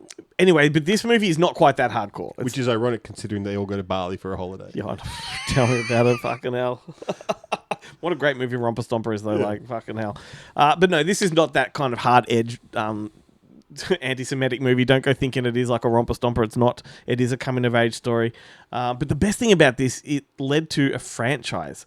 So then they made 3 other tally movies or miniseries, which are fantastic. You had This Is England 86, This Is England 88, and then This Is England 90. And it's the whole cast coming back every 3 years, just slightly older, obviously, and their characters go in different directions over the course of the journey. Wonderful stuff. Particularly Stephen Graham's appearance in the second one or the first sequel. The way he enters. And I want you to discover these films, so I'm not going to tell you what it is, but it's just wonderful. It's a really, really cool series. Written by Shane Meadows. He directed the first one and wrote the sequels. He's the guy behind... Remember I talked about Dead Man's Shoes a few months ago? He did that. Toxic Town, the new one that's on Netflix, I think it is, with Jodie, whatever her name is from Doctor Who. What's her name? Broadchurch? Jodie Whittaker? Whittaker. And he did... I say that like I just repeated what you said, like I knew. And I had no idea. He did and Adolescence, the one that kickstarted this whole Stephen Graham conversation. So, yeah, I'm really on board with what these guys are doing. And, of course, you can't have a Stephen Graham show without Anna Walters, his wife. She's in them all, but she's also wonderful. Like, she produces a lot of these. And you watch her on screen in This Is England, particularly 86. She's a complete... hussy. She has her tits out and she just wants to bang the young blokes, and it is hilarious. And she manages to score the fatty. Oh my god, it's so funny. So This Is England, everyone, check it out. Fantastic stuff. Lovely. I watched a fun one this week. I thought I often choose kind of these rare, obscure movies or stuff, basically because I haven't watched anything that week, and I just look around at my VHS collection and go, that'll do. I'll talk about that one. Yeah. But this week I decided to watch... I wanted to watch it since I heard about it. Finally got around to sitting down and seeing it. I saw Flight Risk, the new Mel Gibson directed film. I've been hanging to see this so much because it's like you said, the fun Mel Gibson directed movie. And it is 100% that. Oh, like, it is great. Mark Wahlberg is so charismatic, yet simultaneously so incredibly vile. Yeah. Topher Grace is great. And even Michelle Dockery, who I've never really had that much time for. But then, look, as much as I love Gosford Park, I've never watched Downton Abbey. Yeah. So that reference for me was lost. I know that she's the darling of that show, but when she, even in The Gentleman and she's in another Netflix series that was actually pretty good, but I just I don't know who this person is, and I don't really care. Yeah. But she is great in this. Amazing. And it is, like, considering it's basically it's a one location film for the most part. Yeah. But it is a spectacular location. So I wonder if there's method to the madness, because everything Mel Gibson has directed until now has been important subject matter. It's been really serious drama. But he's also signed on and agreed to do Lethal Weapon 5 as director. Yeah. And I wonder if this is like a bit of a testing ground. Like, can I proof of concept. do something that's not so serious and there's a lot of fun? Yeah. I mean, if this was a Lethal Weapon movie, like if you imagine it where it's Mel Gibson, Gary Busey's in the Mark Wahlberg character, and Joe Pesci is the Topher Grace character. It's only missing Murtaugh. Second time today that I've heard reference to Joe Pesci in Lethal Weapon. Leo gets okay. Joe Pesci is a great one to if you know the Joe Pesci filmography. It's a great one for Cine Noodle too. It really gets you out of a lot of jams. That's great. Because they're always dropping Goodfellas on you, and then you go, try Gone Fishing. I was about to say it has to be Gone Fishing, and from there you can go Young Guns. Yeah. Amazing. All right, I've got to get in on that game. Like, do it. That's the end of the show, folks. Thank you for sticking with us. If you have, if you haven't, you won't know I'm saying this. So. It's been fun. Awesome to have Jarret back on the show. He'll be back in a month's time to do it all over again. Once again, don't forget, goodmoviemonday.com. Go to the socials. Please share, like, subscribe, all that stuff. Tick the bell. Anything else you want to say before we go? No. All right. See ya. Bye.